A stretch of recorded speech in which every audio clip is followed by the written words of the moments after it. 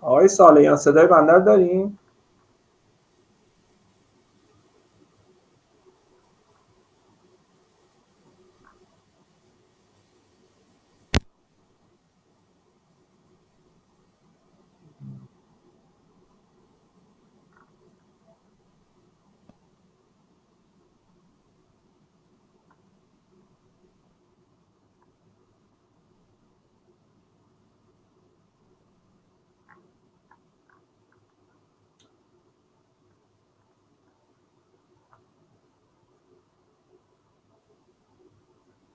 Okay.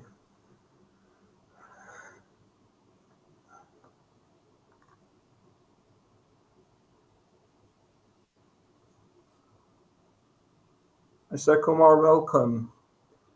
And there we have two guests in the audience. Please change your name. You can change your name by clicking on your name here as guest one or other.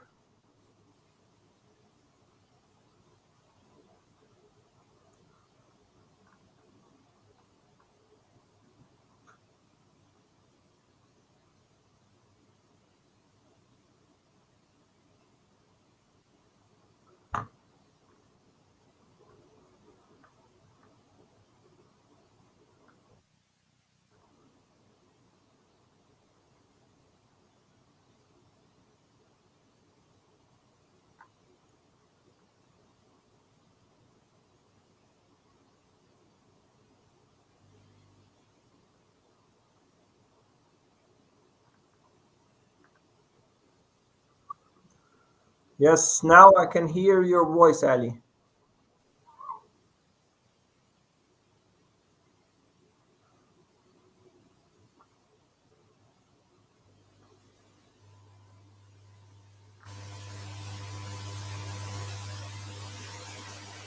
In the list, I can see someone as guest. Please change your name. You can change your name yourself.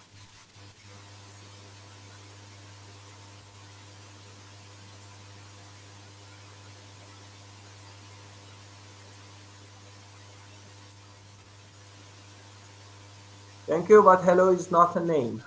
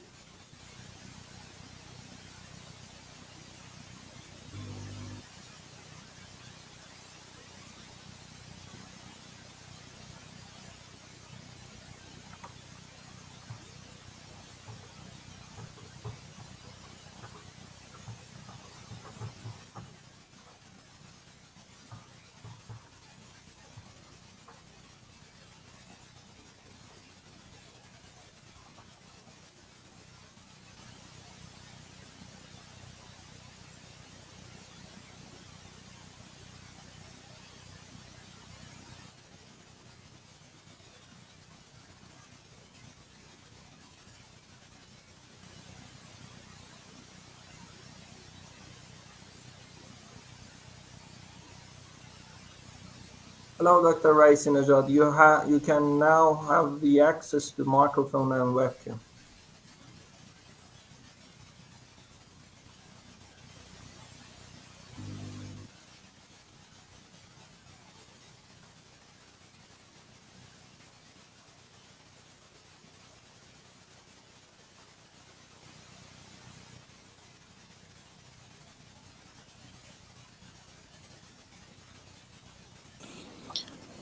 Hello, everybody.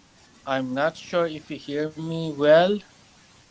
If yes, please confirm it. It's confirmed, crystal clear, Doctor.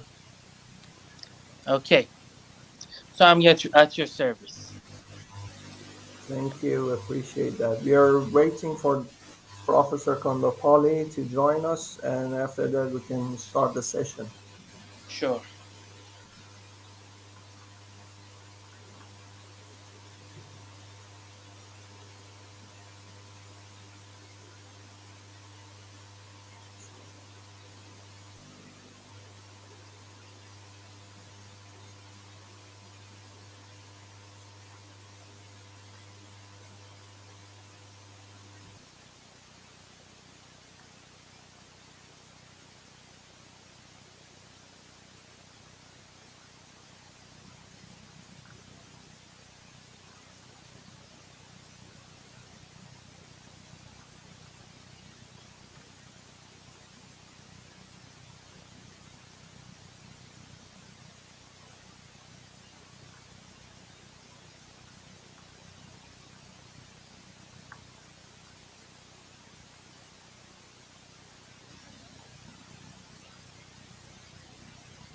Not yet. We haven't started.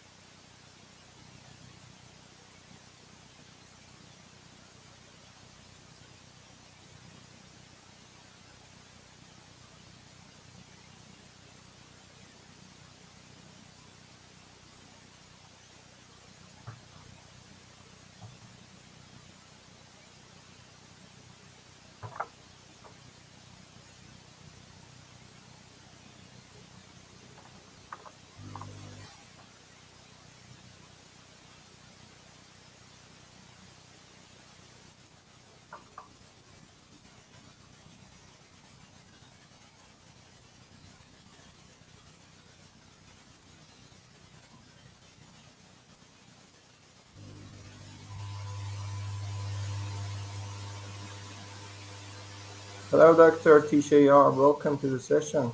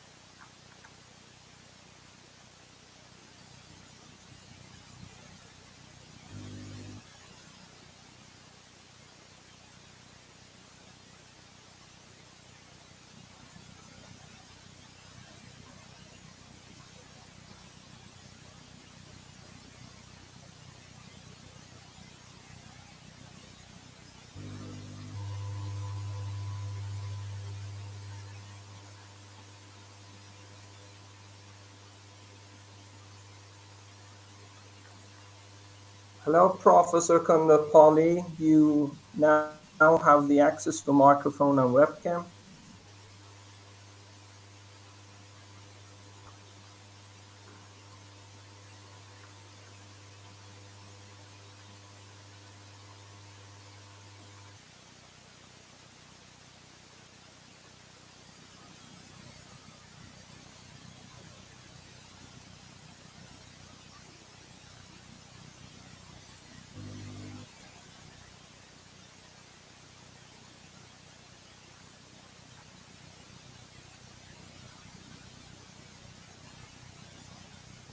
Yes, now we can see you, but not hearing.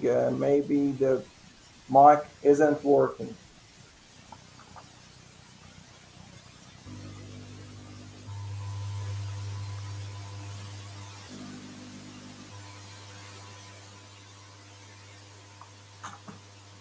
We can't hear your voice, sir. My apologies for being late. I had a problem in accessing. Yeah, anyway, I'm here. Yes, welcome. Nice to meet you again after the conference in Dhaka. Yes, indeed. Good to see you. Good to see you as well. And I'm waiting for Dr. Ra'isi Nژاد to rejoin us. Actually, he was in the session, but we lost him. I don't know why. Yeah, there is some confusion in the initial logging in. Actually, you can enter as guest and change your name. When you change your name, I give the access and you can open up the microphone and webcam and such. Okay, we're waiting for Arash to join us. Still not in the room.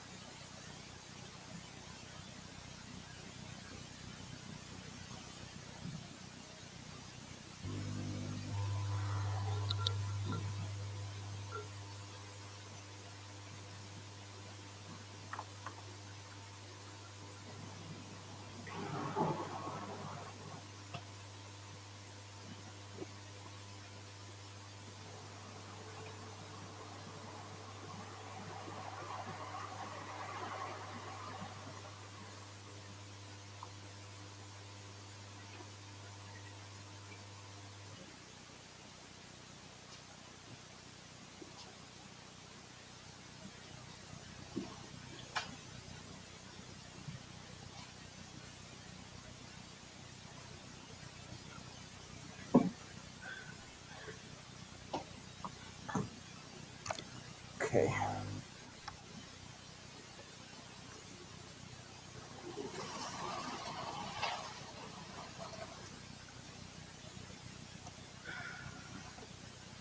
Yes, just start. Yes, why not? Okay. I would like to clear. Okay, Arash, send a message to me. He will join. Yes, he is now in the room. Dr. Ra'isi Nژاد, now you have the access.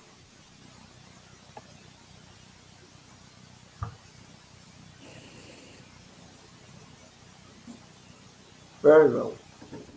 Okay. Nice to meet you. Nice. Let me start the session. Hello and welcome to everybody in the room. Good morning to all participants from Iran and some other colleagues from the India. Good afternoon, actually, to the 11th session of International Governance Series, which is a unique platform organized by Governance and Policy Think Tank. For those of you who are not familiar with our institute, I would say that this is a non-partisan, non-governmental institution affiliated with the Sharif University of Technology in Tehran. Sharif is actually the best ranked right now university in the Iranian side, very well known internally and of course internationally. And we are honored to be affiliated with this high prestigious university. I'm Majid Afshani. I'm the director of international department at this think tank. And this is a unique platform we have lots of, for those who are attended our meeting, we organized different sessions, we covered various issues relevant to governance and policy. And today I'm thrilled to And I'm waiting for a very interesting topic today. Let's hopefully we could have two of the best in this topic, in the topic of China. Let me shortly introduce our distinguished keynote speakers today. First, I would like to briefly introduce Dr. Professor Sarikanth Kondapali. As you may know, he is the Dean of International Studies School at University of Javaharla'l Nehru in New Delhi. And also he is a professor in Chinese studies. And very good biography and he has done lots of work on this topic. Let me mention some of them. He was the chairman of the Center for East Asian Studies at that university for more than a decade, and also, he's the Minister of Defense Chair Professor for the Chair of Excellence in Defense and Strategic Studies. He's educated in Chinese studies in India and China with a PhD in Chinese studies. He learned Chinese language at Beijing Language and Cultural University. He was a postdoctoral visiting fellow at People's University in Beijing in 90 actually. And he was a visiting professor at National Chengchi University in Taipei. And lots of very good experience in this topic. He wrote actually two books, China's Military, the PLA in Transition in 1999, and China's Naval Power in 2001. And lots of other, he's co-edited of 6 volumes in this regard, and hopefully in one word I could say that he is the rightest person to talk about China from an Indian perspective. On the other hand, we have today with us Dr. Ra'isi Nژاد. Arash has been in Sharif University, started with the chemical engineering, and after that he got a master in political science from the University of Tehran, and from 2012 to 2017 he was in Florida University and got another master and a PhD in political science there. Actually, he is a genius in this regard. He is now Assistant Professor of International Relations and Deputy Head of Department of International Relations at the Faculty of Law and Political Science in University of Tehran. And his dissertation was the first and the best one in Florida International University, and ranked the first in GPA in University of Tehran in master, and wrote very good books, two books. One of them is let me mention the topic, Iran and the Silk Road, from road geopolitics to road diplomacy. Very popular, and most of international relations students in Iran read that book.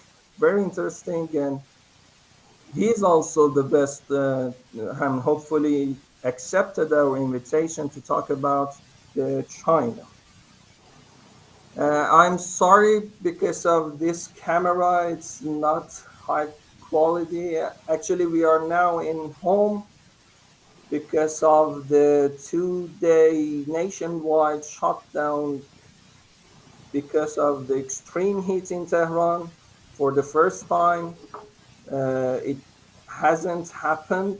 The shutdown for the heat is the first, and remind us to think about the climate change in deep, and take care about the water shortage and all other environmental challenge that we are facing.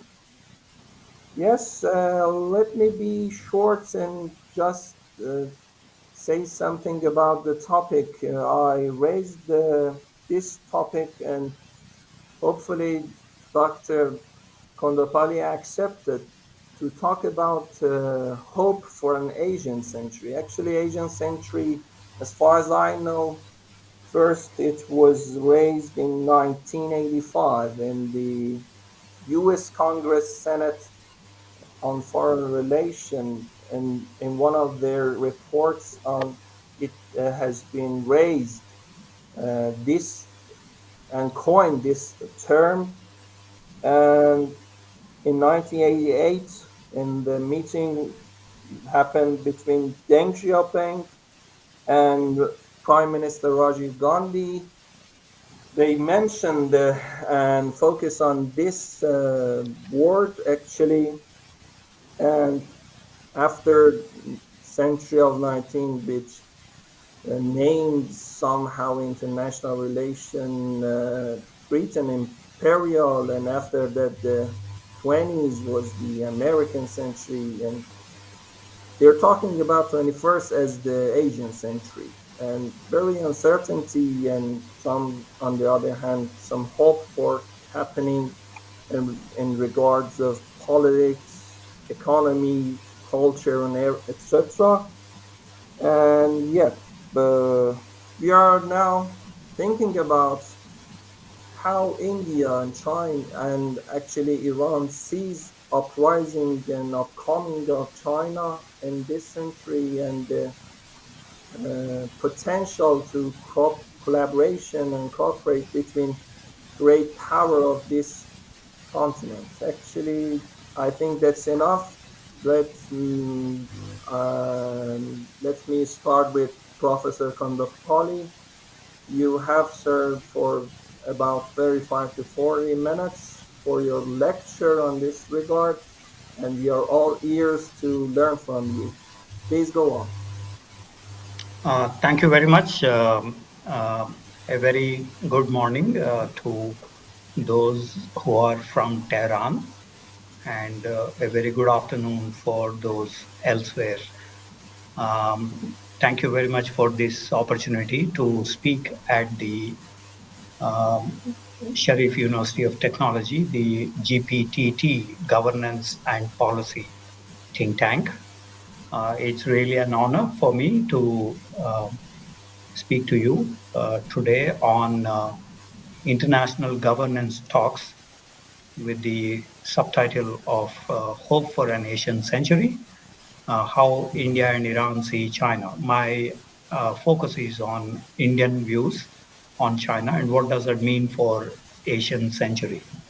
So let me thank the organizers and viewers who have joined the discussion now, and more specifically, Dr. Majid Afshani, thank you very much for your kind invite. So as you rightly mentioned, Deng Xiaoping had suggested to Rajiv Gandhi in 1980 that initially with a Hindustan Times editorial member, Mr. H.K. Dua, he spoke in 1980, and then in 1988, when Rajiv Gandhi, Indian Prime Minister, visited China. So in the talks with Mr. H.K. Dua, Deng Xiaoping mentioned about the need for India and China to focus on economic development. It is only after these countries develop that we can realize an Asian century. So that was the initial comments. But let me take the viewers back into 1920s when Rabindranath Tagore in those days went to China, Korea, Japan, other areas in Asia. In 1928, his view was that these countries should overcome the colonial features.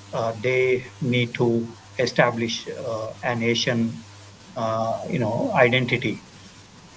So he took a anti-colonial, pro-Asian view in his talks in Peking University when the budding Communist Party leaders and others like Liang Qichao, others have participated in the discussions. So he was basically mentioning about Asian unity, the message that he had mentioned elsewhere in different parts of Asia. And then we had the post-colonial world order by 1940s and 50s. And the People's Republic of China was isolated internationally in this Cold War divide because PRC sided with the then Soviet Union, which had the Cold War dynamics with the United States and the NATO countries. And that resulted in a kind of isolation for China. And in this process, the Bandung Conference was held in 1955 in Indonesia on Afro-Asian unity process. And in the light of that, there is a significant churning out process. Premier Chou En-lai, who attended the Bandung Conference at the invitation of the host Indonesia, as well as India, Egypt, and Yugoslavia. The leader, Mr. Tito, Nasser, Nehru, and others invited China to attend this meeting. And gradually, the Chinese appeal to the African countries increased so much so by 1971, China became a Security Council member with the African vote, with the third world countries supporting China in the Security Council membership.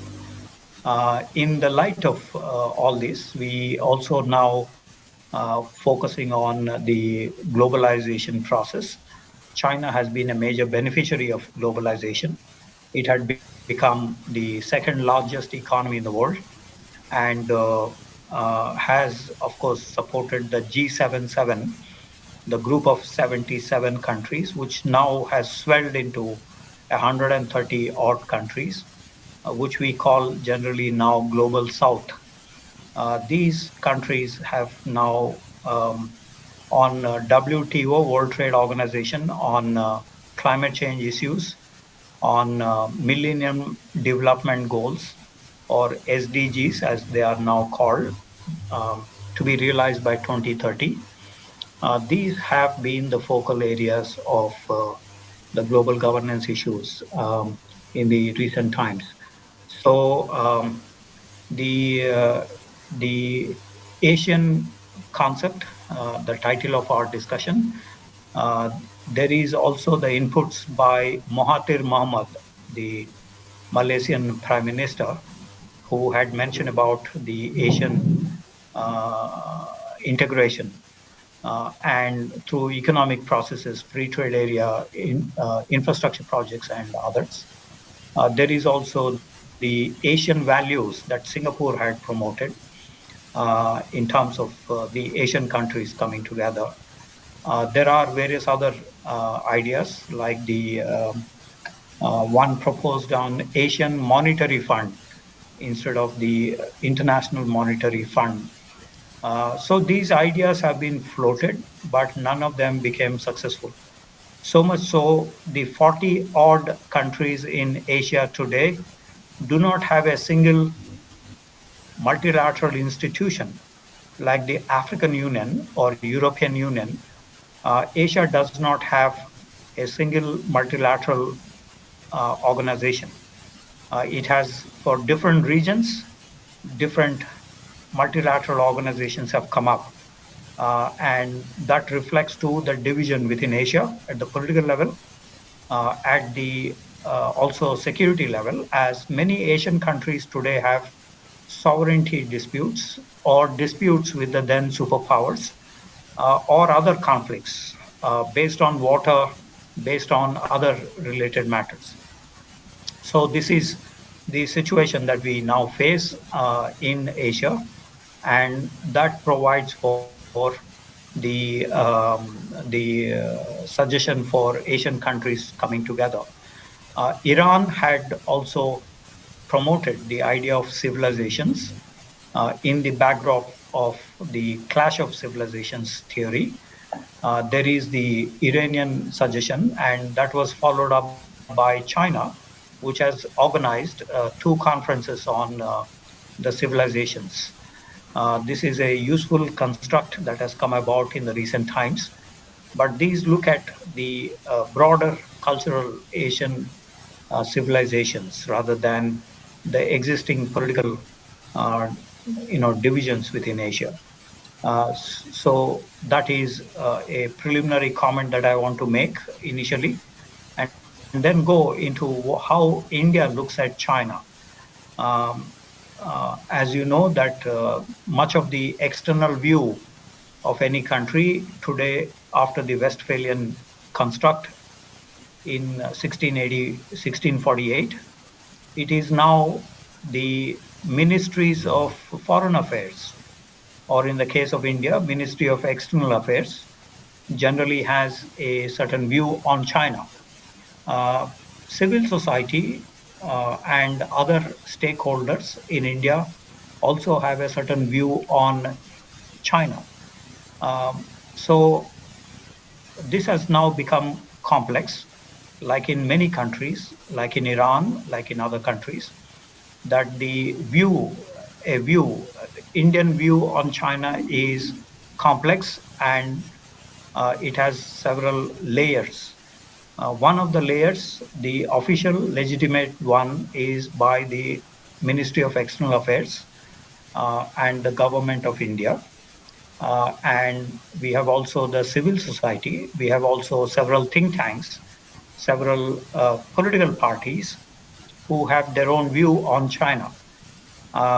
In the case of China, because it is ruled by a communist party, in general, it tends to be more monolithic. Although Chinese Communist Party is not monolithic, it had the mass line, as Mao Zedong mentioned, in 1950s, which was different from other lines by the other political leaders like Deng Xiaoping, Liu Shaoqi, or others. Today, President Xi Jinping has his own view on various aspects, which has now become mainstream. So when we say India's view on China, this is more complex. But let me first take, from a political science perspective, the main actor, that is here the government of India, Ministry of External Affairs. It had four main policies or views on China, but the fundamental aspects of that view are governed by what it has as a main theme. And here the fundamental view of the government of India is to preserve sovereign independence. That is sovereignty and territorial integrity, but also having one's own view about the international relations. That then means, number one, territorial integrity. We have a dispute with China on the border, and sometimes this leads to a major conflict, like in 1962, or a minor conflict in 1967, 1975, 2000, and 2020, June 15th, when 20 Indian soldiers were killed by the Chinese troops, and 4 Chinese troops were killed by the Indian side. And this announcement was made after 8 months that 4 Chinese soldiers were killed. That means for the past 3 years, India-China relations were not so good due to these killings on the border.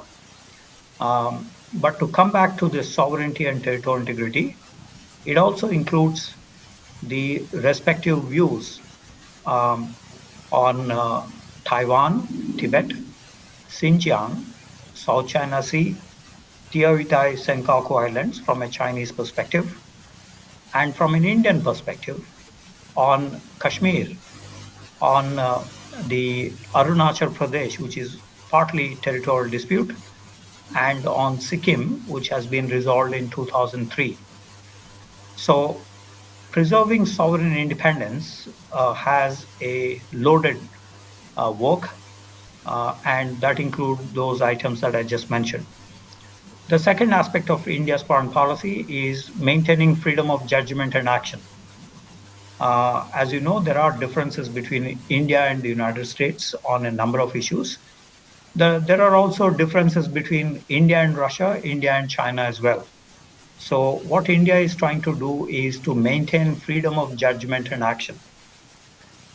Third is international peace and stability promotion by India.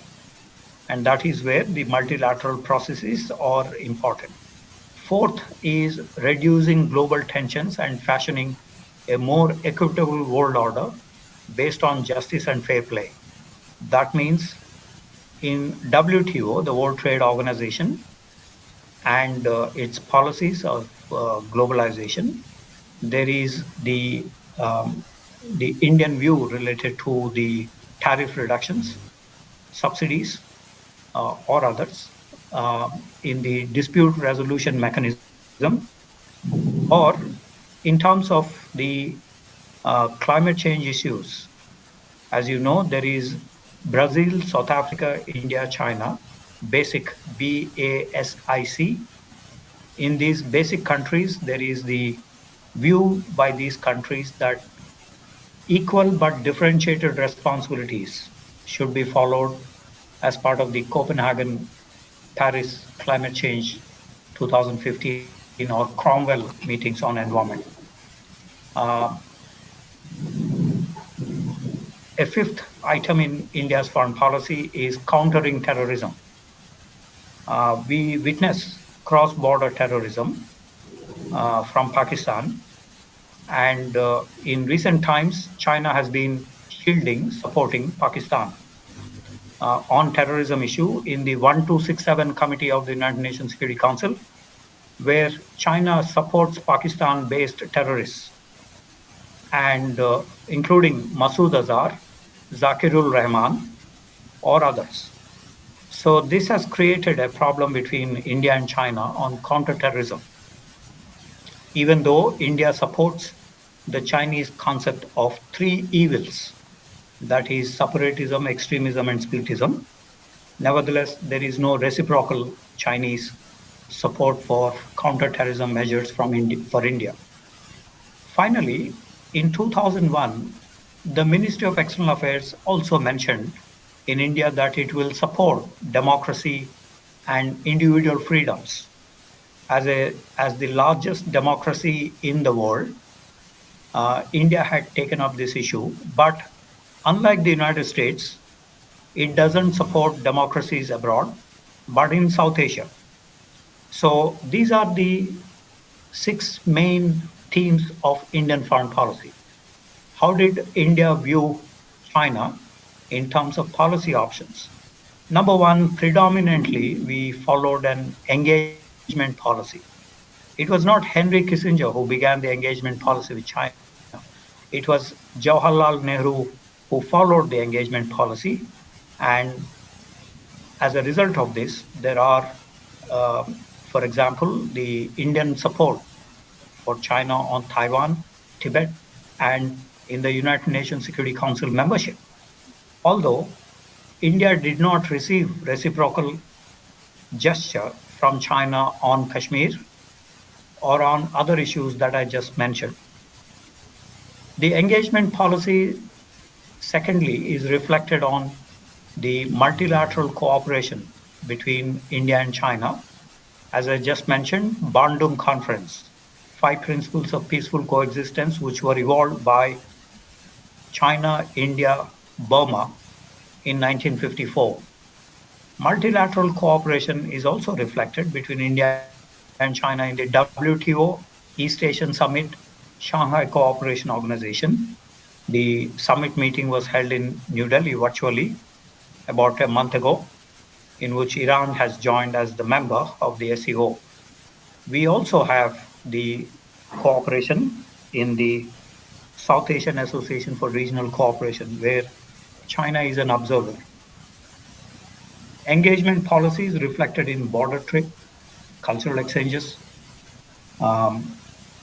establishing consul generals in Shanghai, Guangzhou, and other areas, we followed the confidence building measures on the territorial dispute, although that became a problematic in 2020. As I just mentioned, 20 Indian soldiers were killed by China in that incident. The second major policy that the Ministry of External Affairs followed vis-a-vis China is the status quoist approach. In many areas, there is a lukewarm response to the Chinese initiatives, like the Belt and Road Initiative, Bangladesh, China, India, Myanmar Initiative, or free trade proposals, or RCEP, Regional Comprehensive Economic Partnership Agreement. India did not join any one of these, partly for various reasons. For example, the Chinese have unilaterally initiated China-Pakistan Economic Corridor, which passes through the disputed Kashmir territory. To just tell the viewers, in 1947, the ruler of Jammu and Kashmir, princely state, joined the Indian Union through an instrument of accession. However, Pakistan had sent troops to counter this and had occupied areas which we now call as Pakistan occupied Kashmir. So China is constructing the CPEC projects through this region in violation of the sovereignty and territorial integrity of India. Prime Minister Modi had raised this issue in SCO or other fora directly with the Chinese interlocutors. However, there is no progress in addressing this issue. So this is one view that China violates the sovereignty of other countries in the name of building Belt and Road Initiative. The status quo policy is also reflected in not allowing China in infrastructure projects closer to the security fields.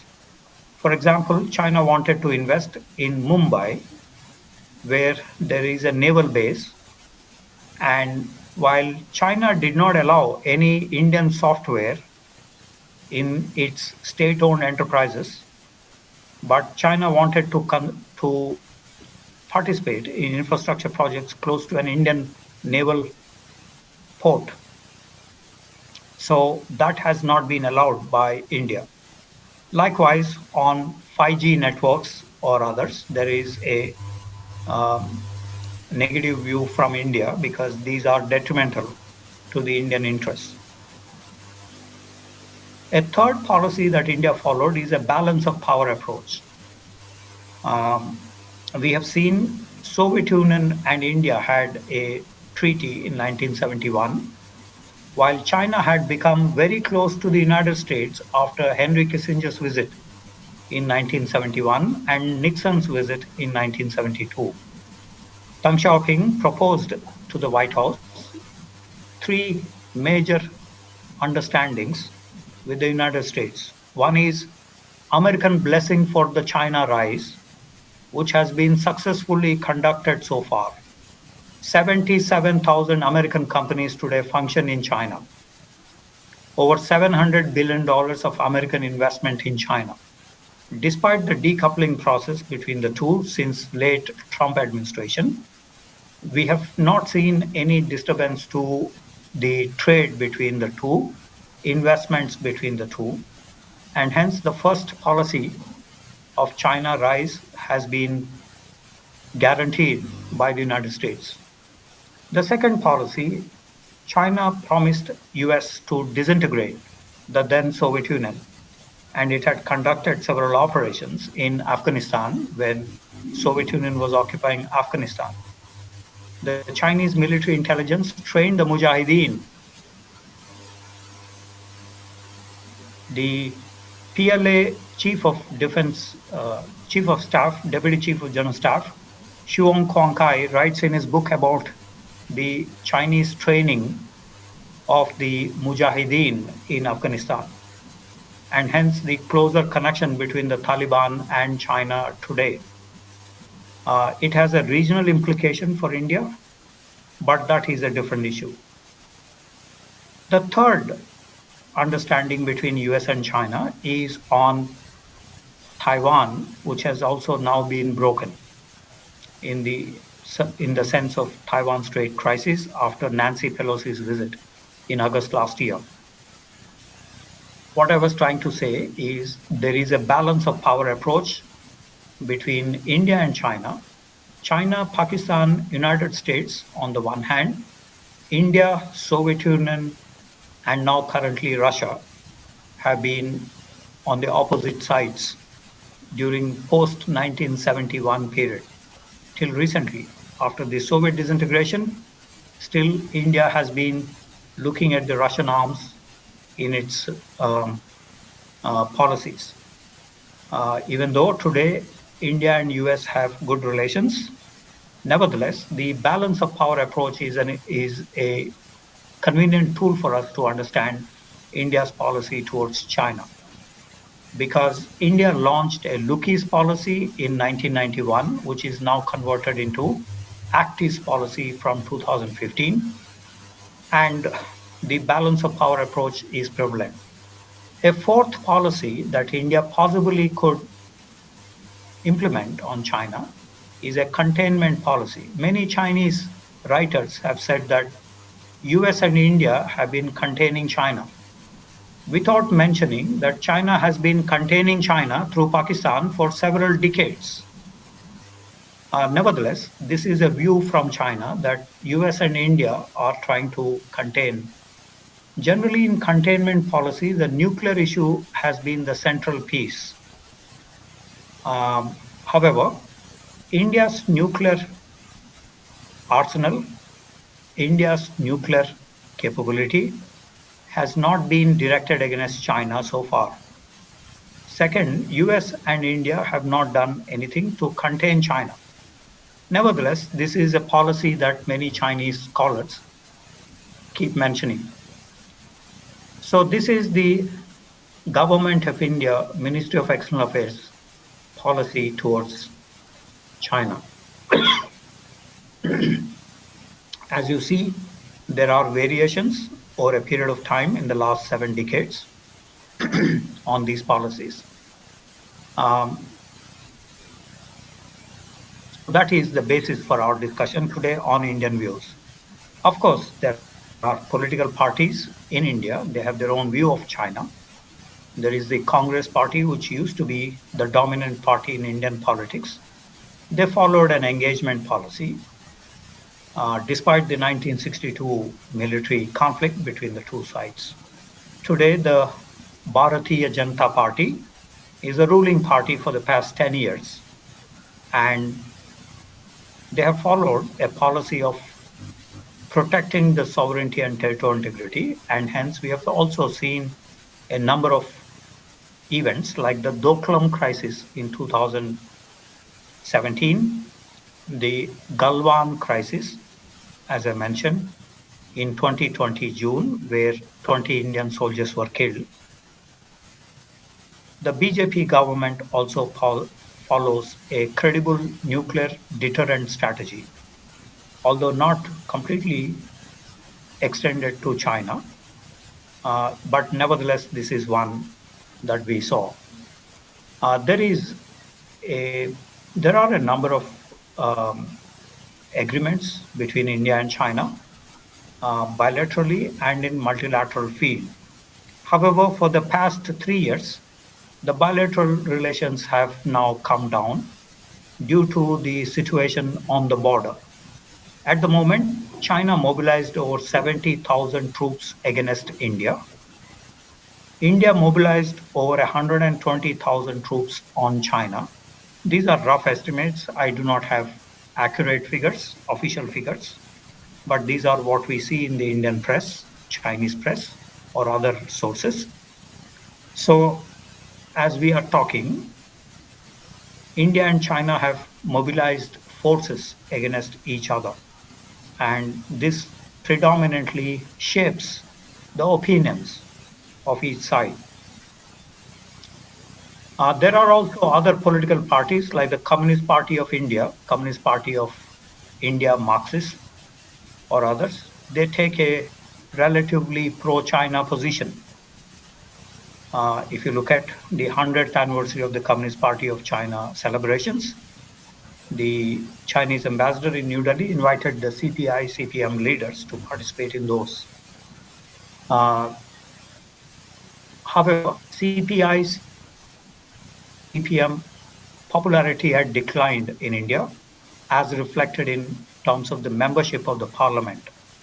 They currently have about 5 members out of 520 odd members in the parliament. In the lower house of the parliament, we call Lok Sabha.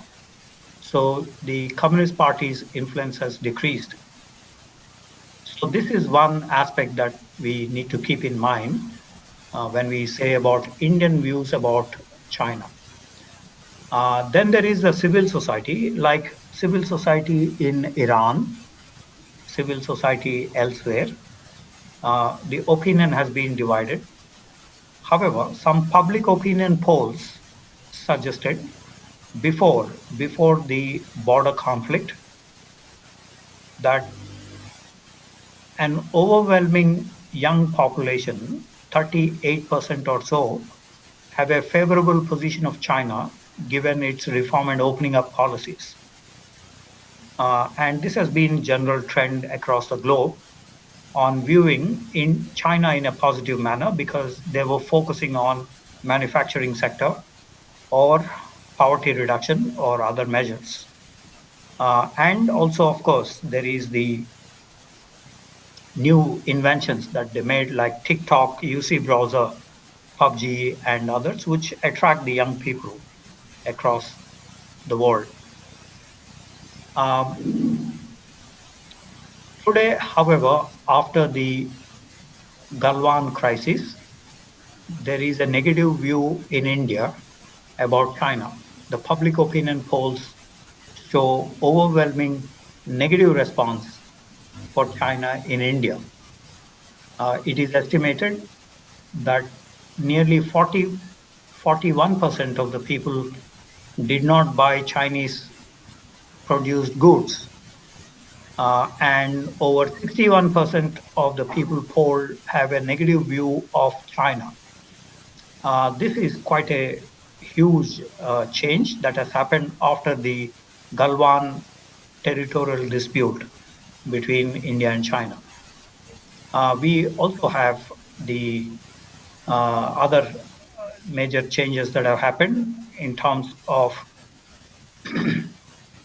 not just the territorial dispute, but the pandemic that originated in Wuhan and spread to the rest of the world, including to Iran, Qom in Iran, and to India.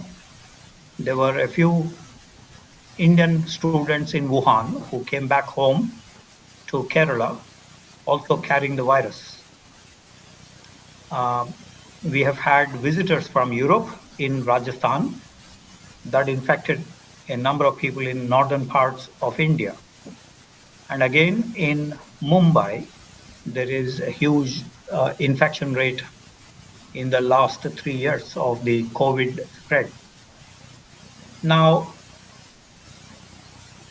this has created differences between India and China, although not to the same extent as the Chinese opposition to Australia when it raised the COVID-related origins issue in the World Health Assembly some 3-4 years ago. Nevertheless, we see that there is the coordination, cooperation on COVID-related pandemic not very high between India and China.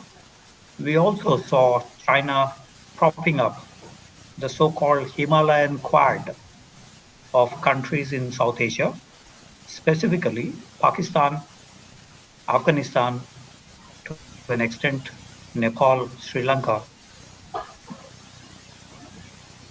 as part of the Himalayan Quad, and India sees this as detrimental to its interests in the region.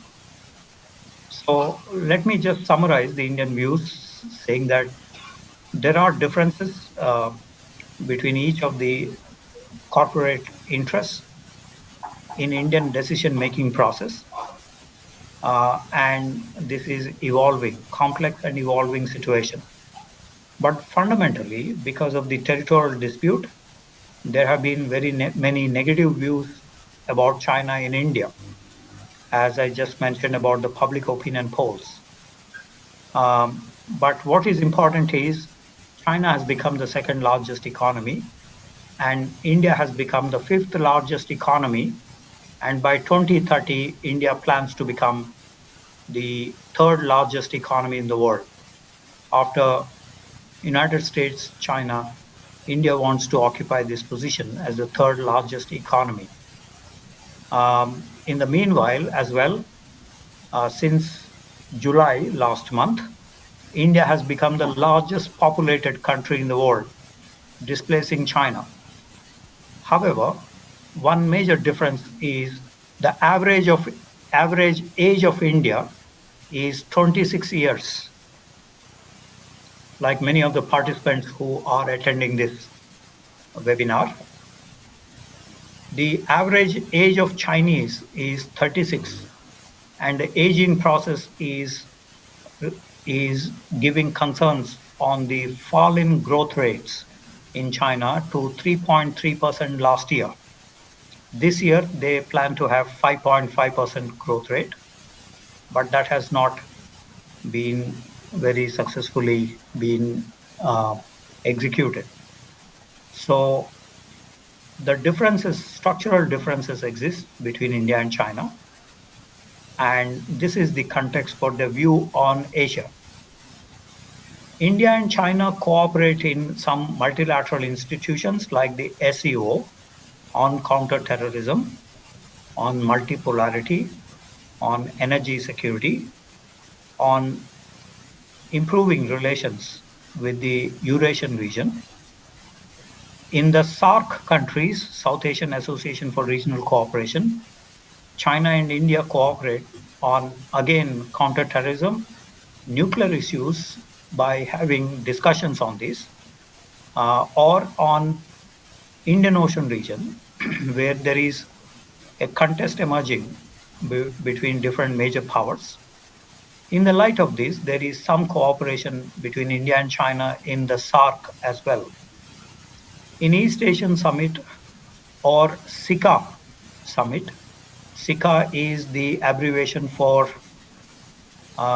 Conference on Initiative in Confidence Building Measures in Asia. It's a long abbreviation, CICA, which Kazakh former President Nazarbayev floated, and today is emerging as a pan-Asian multilateral organization.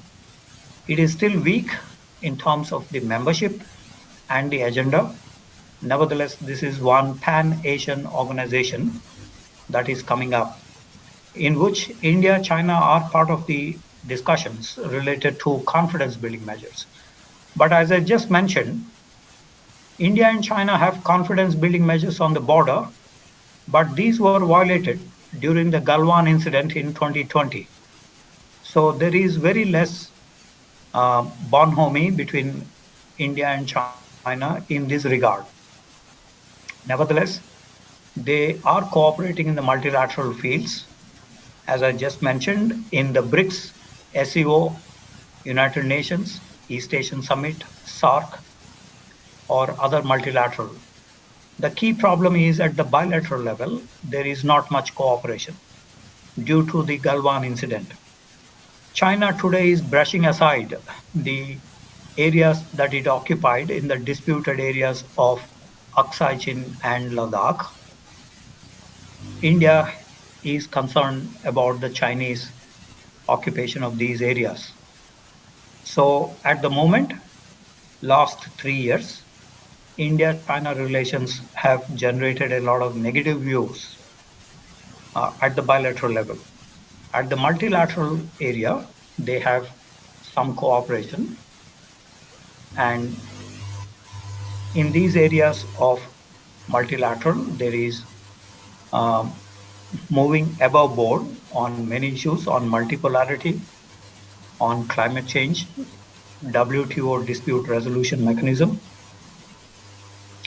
on global South interests, to an extent on counterterrorism, although as I mentioned, India is not happy with the Chinese support to Pakistan-based terrorists. They have taken a bureaucratic approach on this, or even direct support in the 1267 Committee of the United Nations Security Council, which deals with counterterrorism. So let me stop here by saying that as far as the Asian levels are concerned, India-China cooperation is at the multilateral field. However, when it came to the bilateral, last 3 years have been a very tough situation between India and China. So the prospects for Asian cooperation are high, but not yet realized. So that is the ground level situation between India and China. Thank you for your attention. Thank you, Professor. How professionally you frame the whole issues, and let's not miss even a single minute and rapidly move to Dr. Rئیسی Nژاد, where he's trying to not only raise the Iranian view towards China, but also say something about the Iranian policy towards India and the potential of cooperation between two countries. Arash, could you hear me?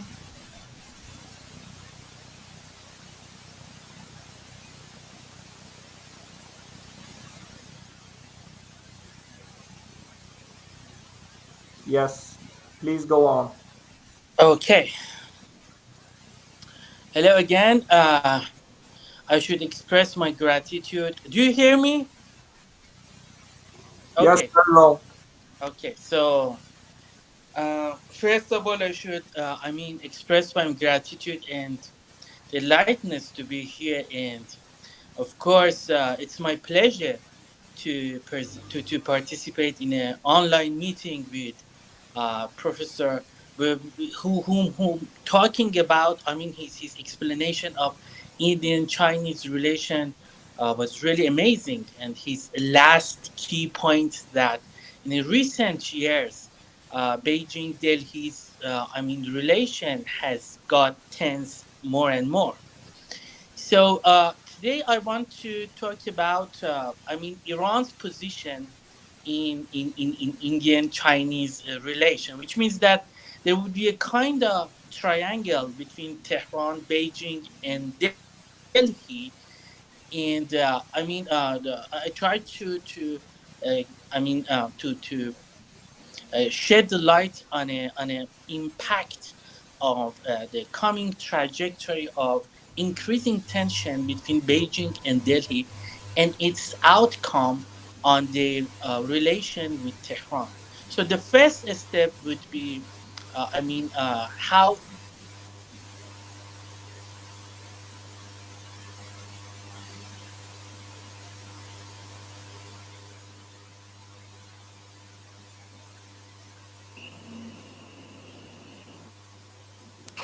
Hello. Yes, now we Okay. can see you. Sorry for the interruption. The problem is that somebody calls me, and the internet in Iran is kind of mesmerizing everybody. So the first step that I should take is to talk about, briefly about India China's competition. The second step would be on how Iran sees these two countries, and the third one would be, talking about the trajectory of the competition between Delhi and Beijing, and the last one, the impact of this coming competition, which is the most important competition in Asian, continent, on Iran's foreign policy. So, a professor talked about the legacy of China-Indian tense relation. He rightly pointed about the war in the late 60s, 1969, as far as I remember, and the impact of this war on Indian Chinese relation, because if we take a look at deep down on this relation, and this relation, we could see that there was a kind of two elements dominating on Delhi Beijing's relation: war or balancing. So within this context, cooperation would be temporary rather than permanent.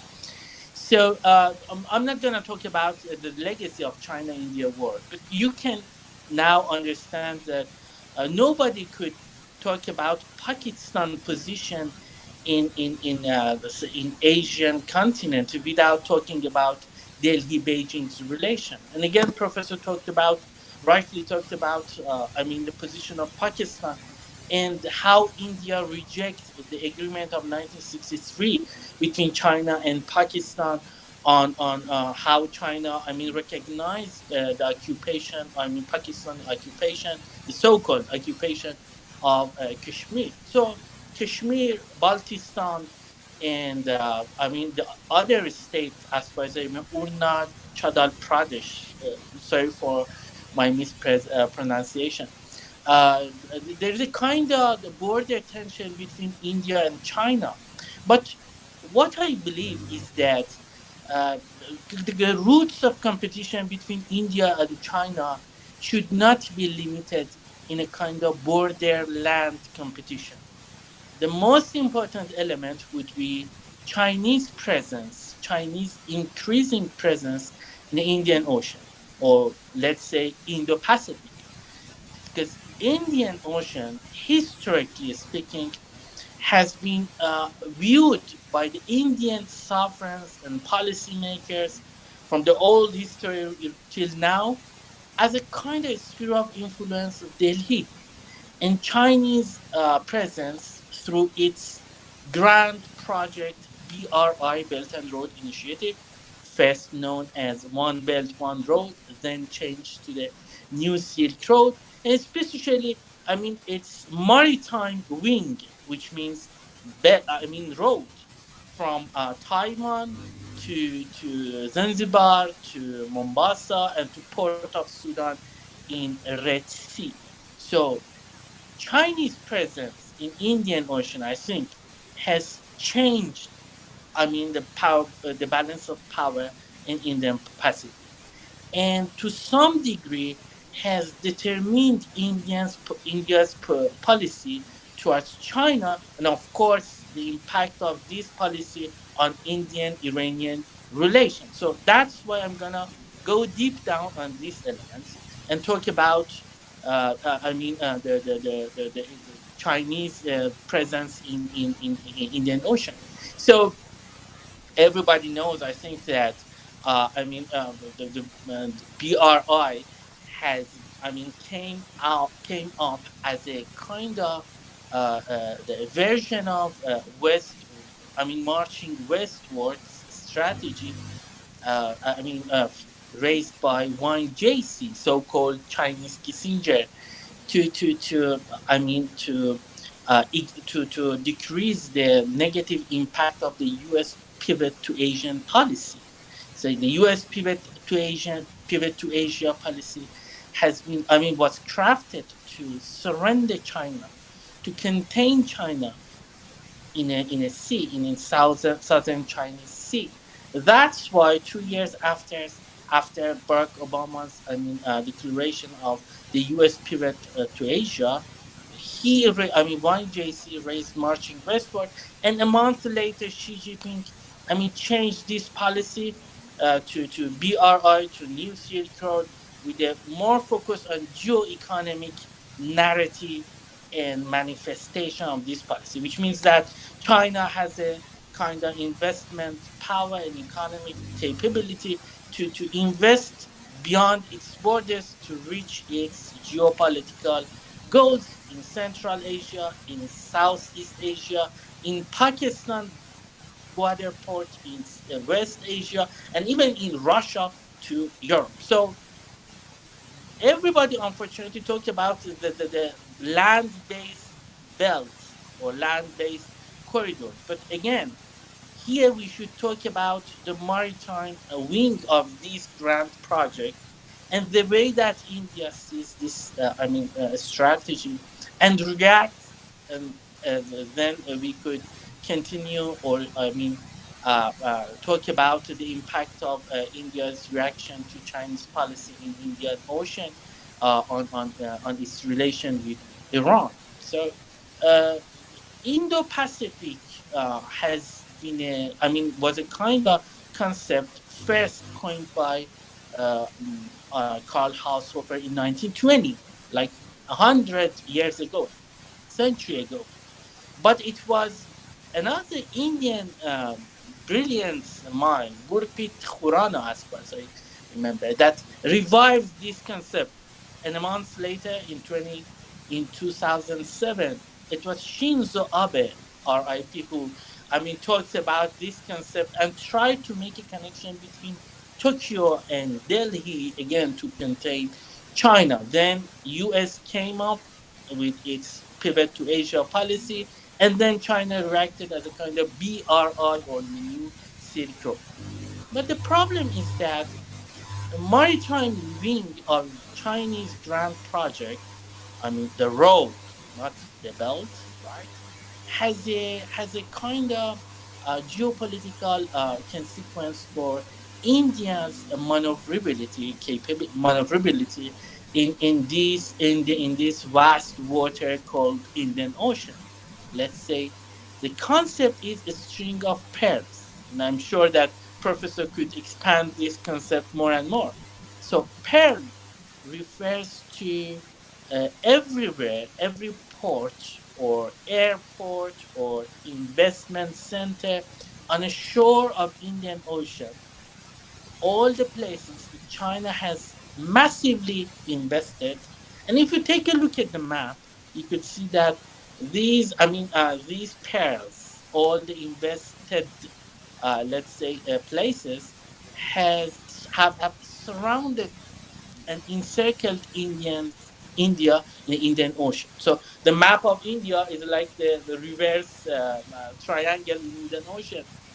And China has been present in Gwadar port, in port of Gwadar, in south of Pakistan, in Malé in Maldives, in Hambantota in Sri Lanka, in Chittagong in Bangladesh, in Kiautpao in Myanmar, and of course, if we go deep down on Indians' mind, perceptive mind of Chinese policy, well, of course, India should take a step and react to this policy, the string of pearls. So, India's initial reaction, as Professor could, contribute to this explanation also. Indians' initial reaction to a string of pearl to Chinese initial presence in Indian Ocean was economic, rather than geopolitical one. First, India tried to some degree, continue Chinese policy, but now under the name of India, which means that use its investment power and economic capability by investing on strategic location like Sitwe in Myanmar, like Chabahar in Iran. So two land plus maritime corridor came up, both declared by India. The first one was the Cotton Road, intended to make connection between Kandalai and Mumbai in India to Chabahar in the southeast of Iran, then to Afghanistan, pre-Taliban Afghanistan, and to Turkmenistan. Why? Because India had a kind of intention to some degree, contain, China in Central Asia, and it increase its presence in Afghanistan. So that's why Iran came. Express its welcome and try to start a kind of cooperation with India in the port of Chabahar. In a next, later I will definitely talk about the destiny and the story of Indians' presence in Chabahar. But the other wing of Indians' economic presence in Indian Ocean, the initial one, which means the economic one, called as a kind of Kaladan corridor, intended to make connection between Calcutta to Sitwe. And we could talk about Sitwe because Myanmar is a kind of interesting case. Myanmar has two major ports, Chiok and Sitwe. So Chiok is a port managed by the bloc, the military bloc, and China is there.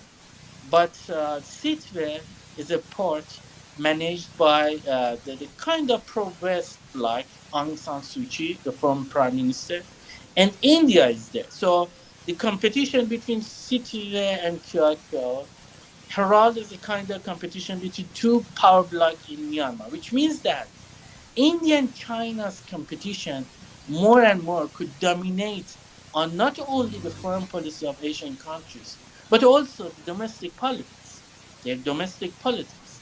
Then we have, both Kaladan corridor and, and Cotton Road corridor combined together was named as a kind of Ma'osam, or Musan, the strategy declared by India, again to contain China's presence in Indian Ocean by expanding presence in Seychelles, Maurice, and even I heard some news about Indians' intention to be present in Trincomalee in Somalia.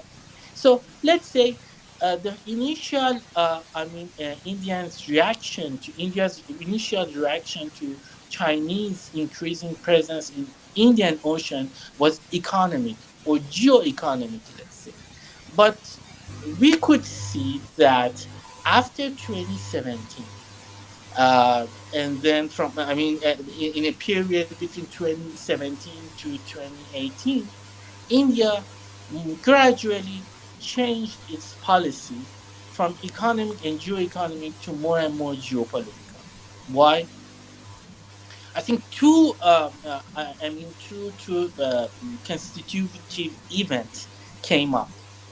The first one was, Trump's victory in a U.S. presidential election, and then later we have the fall of Afghanistan central government by Taliban. Both events, unfortunately, impacted on Indian-Iranian relation.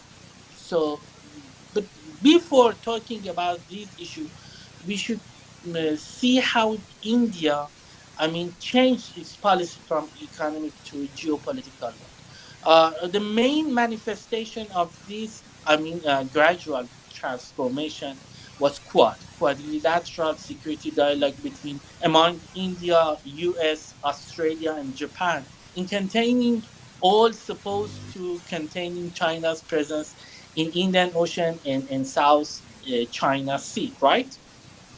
Quad first point in 2007.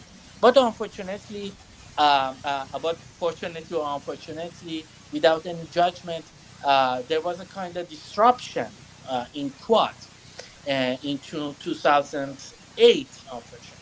2008.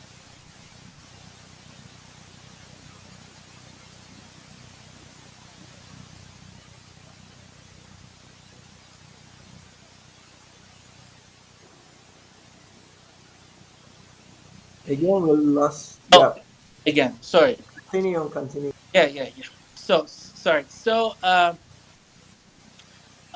Quad, there was a kind of disruption in Quad in 2008 when Manmohan Singh, former Indian prime minister, tried to de-escalate tension with China. when there was a kind of election in Australia, the prime minister there, tried to decrease tension with China too. So that's why Quad disappeared temporarily. But in 2017, with the Shinzo Abe's insistence, and then the Trump's Trump's victory in the U.S. presidential election, let's say, Quad revived, and these four countries, the U.S., Japan, India, and Australia, tried to expand and strengthen their connections by focusing on maritime maneuvers, military maneuvers in Andaman, in Malabar, in the north of Australia, or even on the shore of Philippines, right? So there were some pulses towards Chinese increasing, against Chinese increasing presence in Indo-Pacific. So this gradual transformation, again, I think, from geoeconomic to geopolitics has, to some degree, uh, the impacting on Indian-Iranian relation. After Joe Biden's victory in presidential election, we couldn't see a change in the U.S. policy towards China. Well, of course, Biden tried to contain China multilaterally rather than unilaterally, rather than just Trump's talking about tariff or economic war with China. But I think the establishment in the U.S. has already made their decision to contain China. And containment of China would be a kind of roadmap for the U.S. that could give directionality to these superpowers foreign policy in Asia. But how? But the question is, the last question I could raise, and I want to respond myself, is that what was the impact and consequence of the gradual India's gradual transformation policy from geoeconomic to geopolitics, from its presence in Chabahar, and now without any cooperation in Iran, at least in Chabahar. So the first one is that uh, by and large, the elements in Iran, the influential elements in Iran, the high-ranking decision makers in Iran perceived this transformation, perceived the Indian partnership with the US in containing China in the Eastern Indian Ocean and South China Sea as a kind of rising alliance between Delhi and Washington. Good or bad, without any judgment, the essence of the Iran's foreign policy has been totally dominated by the U.S. Presence, which means that there there has been a kind of triangular the perception in Iranian decision makers, high ranking decision makers, that they try to balance, or they try to regulate the Iran's policy, foreign policy with other countries, with in regards with relation with China, with the US. So if now India has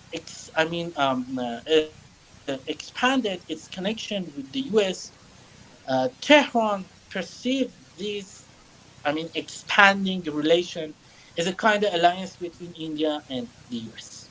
And that's why, strategically speaking and economically speaking, Tehran has doubled its relation with China as a reaction to this point.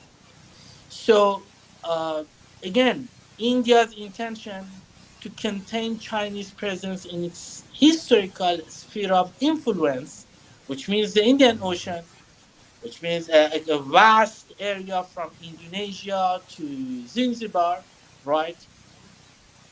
And it was a kind of, let's say, a kind of realpolitik. India should, I mean, contain Chinese presence in Indian Ocean, but there was a kind of unintentional consequence, which means that the unintentionally India, I mean, this Indian's policy has, I mean, transformed Iran's policy towards China and India both, which means that to decreasing its connection with Delhi and then in a favor of increasing relation with Beijing. And you can see the main manifestation of this transformation. India has declined its presence in Chabahar on the excuse of the U.S.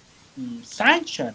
But as we know, Chabahar is the only exceptional location in Iran that has not been subject to the U.S. international sanction. But India avoided to I mean revive its presence in Chabahar. And the other one is that India has tried to craft its policy of Arab Med corridor supposed to connect Mumbai to Jebel Ali in UAE and to Omani ports of Salale and Duk and Sahar, then to Saudi Arabia, then to Israel, to Haifa port, and lastly to port of Piraeus in Greece, which means Indians' connection to Europe would decrease for more than 40%. So this, I mean, the Arab Med corridor has introduced by India as a kind of alternative to its Cotton Road corridor, which means, or which was supposed to connect Chabahar to Mumbai and then Chabahar to Central Asia and Afghanistan. So, if I want to summarize, I mean, my talk, I should mm, talk about, I mean, how Indians' reaction to Chinese presence in Indian Ocean unintentionally, I mean, transformed its policy towards Iran, and then Iran responded back by redoubled its relation with China. So there's a kind of, I think, triangular relation, a kind of interesting yet hidden triangular relation between these three countries. uh, I'm not gonna continue wasting your time. Just regarding policy advice, I'll talk about these, I mean, policy advice to revive Iran-India relation, or at least the redoubled Delhi-Tehran relation on the next session, if it is, and if I may. Thank you. Well, thank you, Doctor. Thank you both, actually, for such an in-depth and informative lectures with lots of information and analysis. Unfortunately, we are running out of time. Now the session is open for question, orally or in written format. Everybody can raise hand. Yes, the first one raised by Shayan Afrasiabi. Let me collect all the questions, and after that come back to distinguished guests today for the final words. I would like myself to raise the first question to Mr. Kondapali. I know that it needs another session, as Arash said, to talk about Iran-India relation, but I'm very curious to know what Mr. Kandapali thinks about Iran-India relation in a very short senses. Let me just write, yeah. Uh, Thank you, Professor Kondapali. As mentioned, the Indian plan to become the world's third largest economy. However, at least in Western Asia, we don't see much of economic Indian presence. How is India going to compete with China in Asia and other parts of the world? The first question came from the Shayan Afrasiabi. As far as there is no other raised hand in the, every participant can raise hand or yep. Ali has another question. Please go on, Ali. Shall I just? Yeah.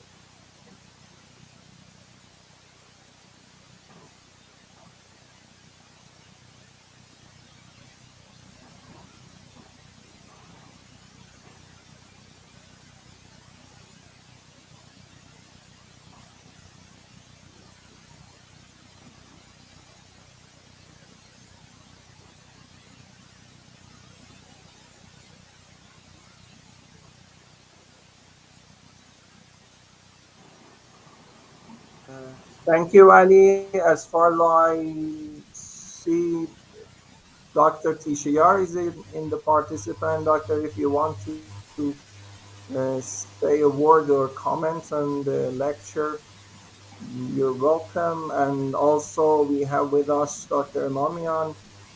If you will, yeah. Do you hear me? Yes, please go on. Hello, Dr. Rafshani. I just wanted to say hello to Professor Kondapoli. It's very nice to see you here. And also, I would like to say salam to Professor Ra'isi Nژاد. It was a very informative session. I learned new things. I listened to a very interesting analysis about the region. And I hope that we could continue this academic collaboration. Thank you. Thank you very much. Thank you, Professor.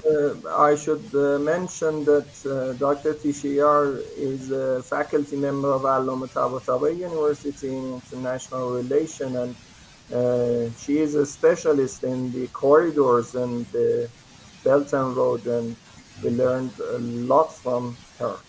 And also, Dr. Hosseini is in our participant. Mushtaba, would you like to raise a comment or question? And yes. So, okay. As far as there is no other question, I would like to come back to our guests to hear the final words and comments. First, I would like to come back to Professor Kondapali and thank you again for such an informative and fruitful lecture. I would like to, as far as I mentioned, we need another session about the Iran and India, actually Tehran and New Delhi relation. But I'm very curious to learn and to hear some words about the points that Arash raised in this session, and you can answer the other two other questions. Please go on. Thank you very much. I think there's very interesting questions raised and the other interventions. On the first question on Iran-India relations, my answer is simple. I have no expertise on this subject. So it is a very simple answer, quickly done on this. Excuse me for my ignorance on this subject. But as I see, there is a lot of momentum forward in Iran-India relations at the highest levels of political leadership. So that is my answer to the first question. The second is, if India wants to be the third largest economy, they have to compete with China in Asia and other parts. Not necessarily. We have our own niche areas, China and India. For example, in the Middle East or West Asia, as we call here, in West Asia, we have 8 million Indian expatriates. China is said to have about 1.8 million people in this area. So we do not compete here. The region actually competes with China and India in order to attract the contracts, labor contracts, and others. But this has been a very significant contribution to the Indian economy. These 8 million people contribute something like $80 billion to Indian GDP every year by their savings. So that's quite a huge amount that they provide. I'm not sure how much the Chinese provide for the Chinese GDP, but I see that there is a lot of Belt and Road Initiative projects that China had initiated in the region. In Iran, in south parts and other areas, Tehran metro or other areas, they have been investing in infrastructure. It's true that India has not been very adept at these, but Chabahar port has been mentioned. $500 million of investment in this, more than $500 million of investment, and an Indian company is already working to finalize the programs in Chabahar. We see Chabahar as strategic and crucial, and we want to connect Afghanistan, Central Asia, through the Chabahar port. Of course, there are difficulties, and unlike China, we are not very pushy on this. So that may be one reason it is, dragging its feet on the ground. But we are serious about the Chabahar, and an Indian company is working on it at the moment. So we see at the end of the tunnel, we see India getting connected to the international north-south transport corridor of Iran and Russia.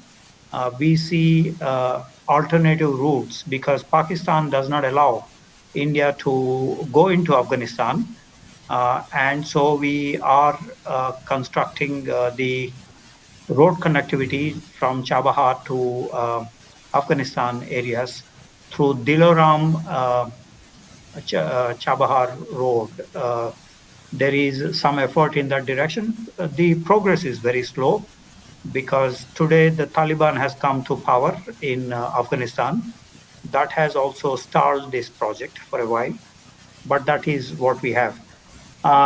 In other areas, China and India are competing in Southeast Asia, East Asia, Indian Ocean, Central Asia to an extent.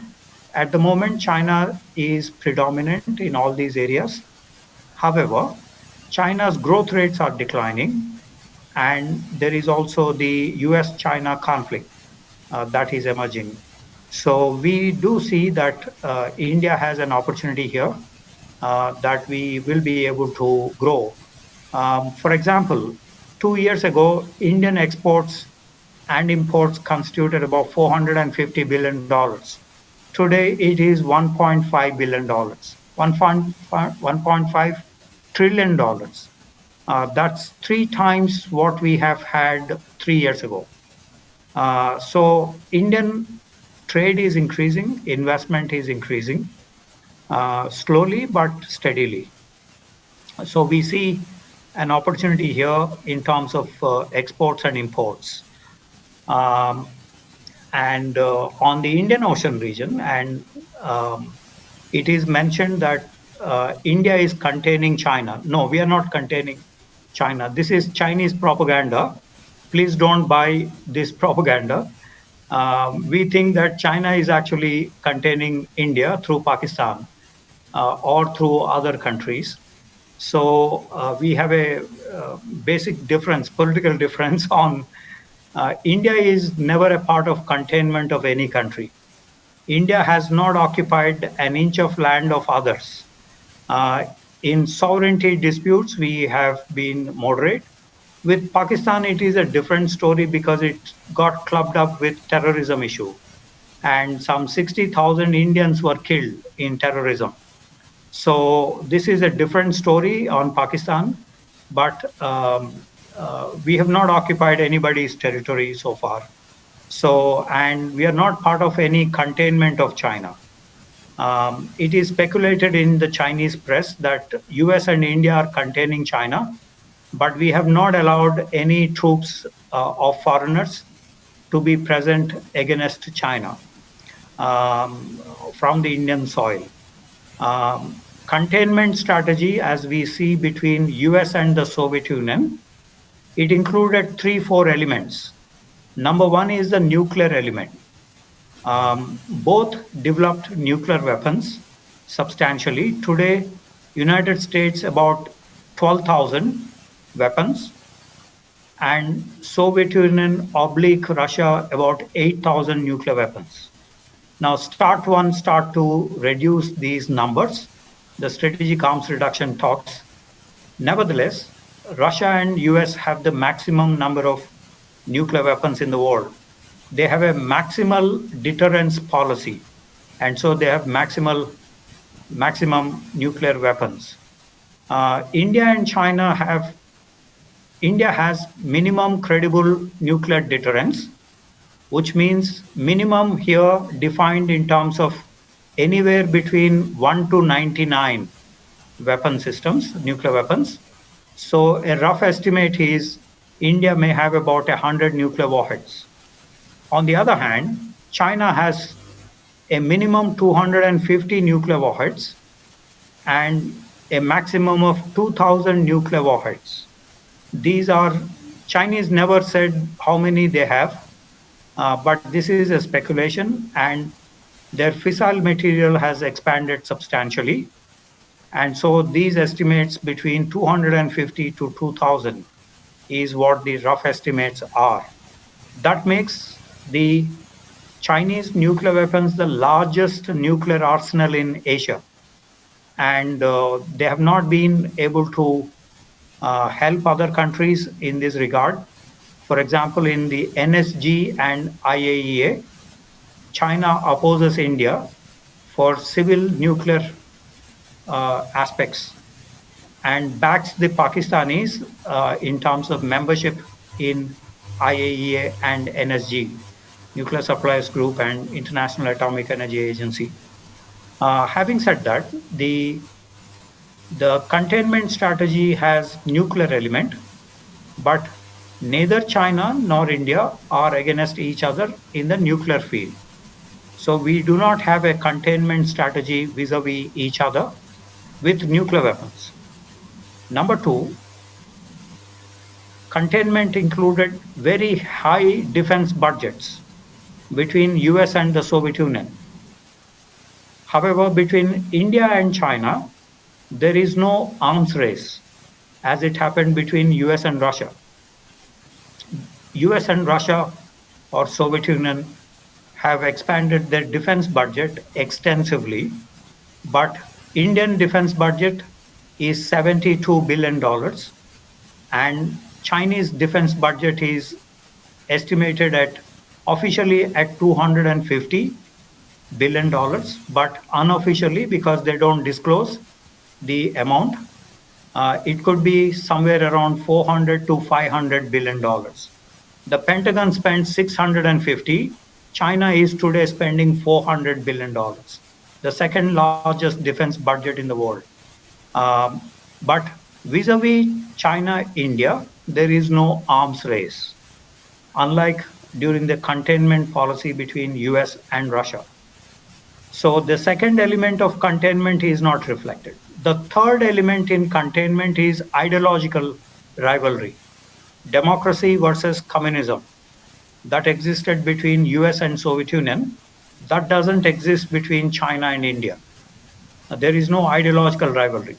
So if somebody tells you that India is containing China, you please mention these three things which are part of containment. We don't have any containment against China. So this is just propaganda. As political science analysts, we have to define what is containment and see what is the ground reality. We don't contain China, but we think the Chinese contain us through Pakistan because they have supplied nuclear weapons. 48% of all China's arms transfer go to Pakistan. 48% of all arms transfers.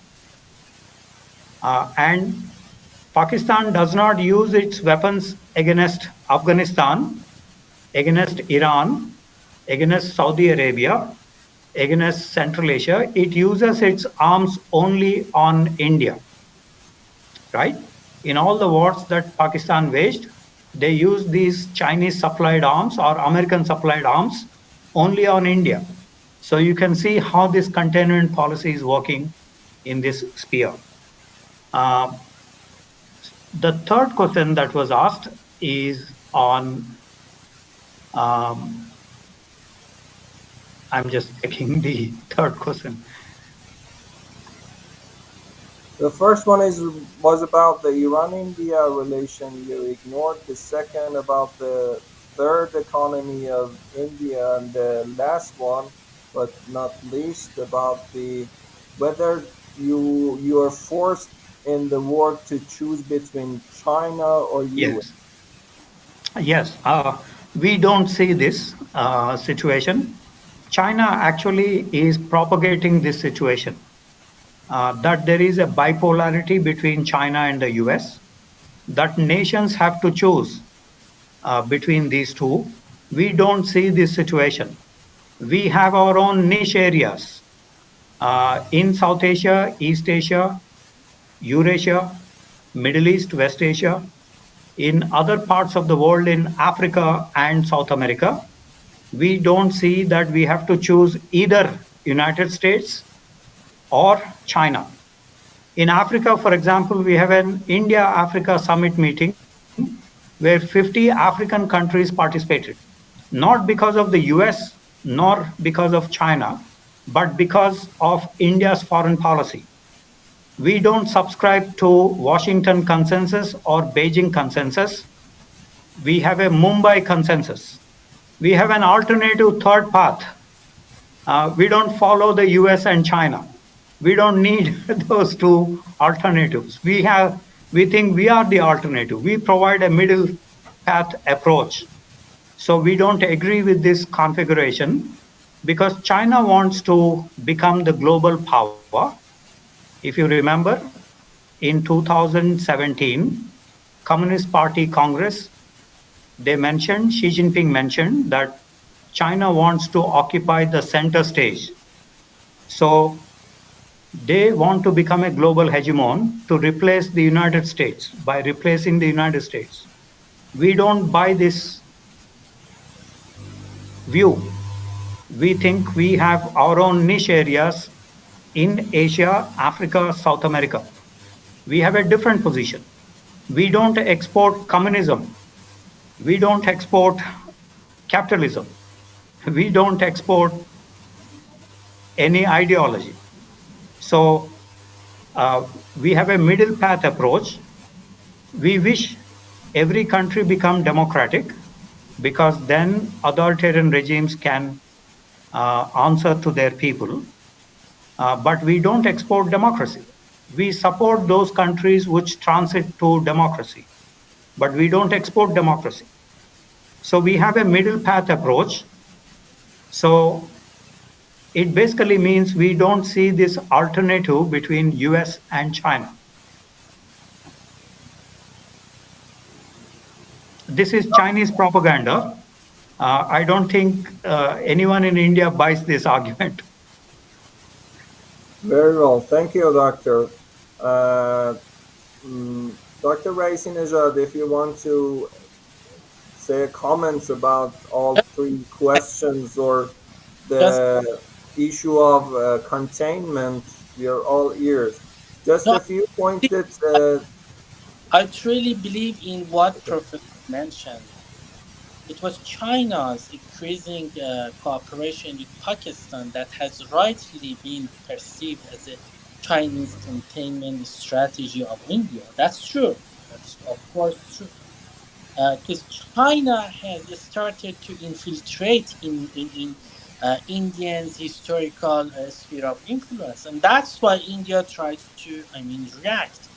But here we should, go deep down on a kind of chain of perceptions among, decision makers.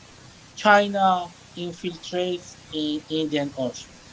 India reacts by increasing its cooperation with the US or partnership, let's say. So Iran as a third element in this triangular relation between Tehran, Beijing, and India. How Iran sees this transformation? Uh, Honestly, Iran, and I'm not talking me myself, but high-ranking decision makers in Iran sees this transformation as a kind of rising Indian-American alliance, which is not true. I truly believe what Professor mentioned, but the perception in Iran that was accepted is that India and America both cooperate to contain China in India in Indo-Pacific. So this perception has impacted on Iran's policy toward China and India. So how could the problem is that the question is that how India could react. I think the best policy that India could take is to expand its cooperation with Iran in Chabahar, in port of Chabahar. There are some elements in Iran that try to, open the gate for China's presence in Chabahar, which would be a kind of strategic negative consequence for India, right? I'm among the rare strategists who supports Indians' presence in Chaba rather than Chinese. But again, because of these transformations, high-ranking decision makers, change their view towards India more and more. And the other one is that India should understand Iran's current position. Sanctions has decreased and declined Iran's capability to make a balance between China and India, which means that to work with both too. So again, high-ranking decision makers in Iran, and I'm not among them, right? They try to expand their connection with China. They see Tehran Beijing connection as a strategic, but they couldn't see Tehran Delhi as a strategic one. The only thing that I could add now is that to as a kind of the proposition and offer and strategic advice to both Tehran and India is that they should cooperate in maritime roads from Mumbai to Chabahar, and then to Delaram, then to Central Asia. And Iran could, of course, work with China on a land-based corridor. Sea, Tehran, Beijing, they should work on a sea. Tehran and Delhi should work on a sea in a maritime road, and Tehran, Beijing could expand their connection on a land-based corridor.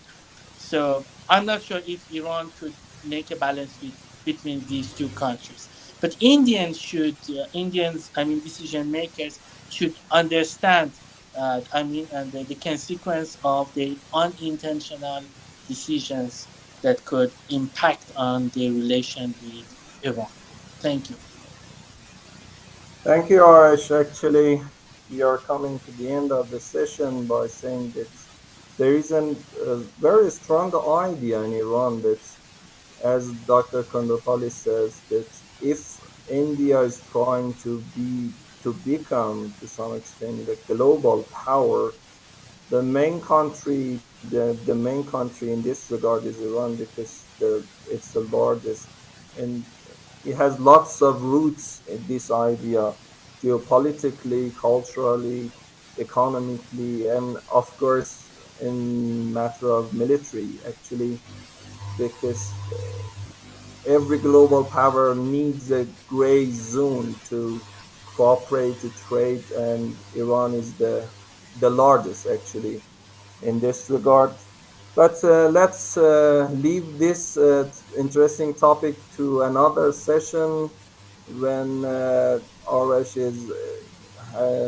has been very interested in assuming this idea, or talking about the Iran-India relation. And also we are delighted to invite other colleagues from the Javaharlal Nehru University and the Faculty of International Relations to talk about the Iran-India relations. But let's leave and postpone this session to another day, which we are heating actually in Tehran more than 40 degrees Celsius in the regard of temperature. I would like to, on behalf of my colleagues on governance and policy think tank, thank you both, distinguished lecturer today, Professor Kondapali and also Dr. Ra'isi Nژاد, to accept our invitation and give us very good and in-depth overview of this, as RS said, triangle. We should talk to each other more and more, and uh, actually see each other not through the Westernian academician and media, but face to face and talk to each other. I would like to thank you both, and also thank you all the participants to attend this session. I hope to see you, Professor, in Tehran very soon and talk to you in person, or maybe we can come to India and New Delhi and see each other in your faculty. Thank you both, and I would like to hope everyone a very good weekend in Iran actually, because tomorrow is the official holiday of Iran. And yeah, that's it. No other words. Thank you all. Bye and take care. Thank you, Thank Professor. you, Prof. Thank you. Thank you very much. Have a wonderful day. Bye. You too.